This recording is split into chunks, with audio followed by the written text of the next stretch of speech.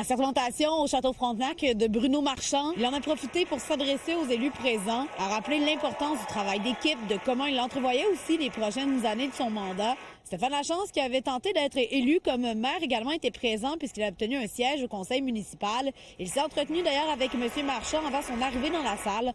On peut les entendre ainsi que le plus jeune élu et président du conseil municipal. J'ai envie de faire les 4 prochaines années avec les gens. J'ai envie qu'on soit dans l'humilité.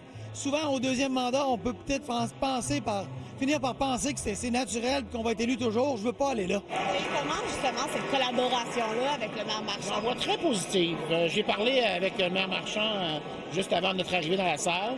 J'ai dit qu'on allait collaborer. C'est pas mon but, ce n'est pas de commencer à faire de l'obstruction systématique.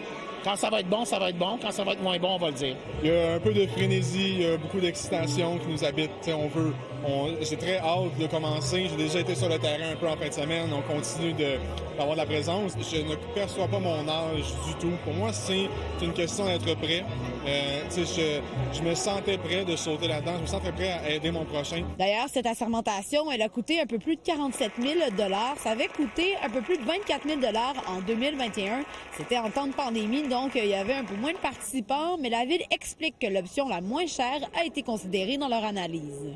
C'est une décision qui n'est pas politique. C'est le protocole de la Ville qui a décidé de faire cette organisation-là. Lorsqu'on l'avait fait en 2021, ça coûtait moins cher, mais depuis, tout a monté. Les prix ont monté. Alors, ils ont cherché à travers les appels qu'ils ont fait à avoir le prix le moins cher possible. Au terme de cette journée, c'est donc les 22 élus municipaux qui sont assermentés. Éliane Pilote, TVA Nouvelles à Québec.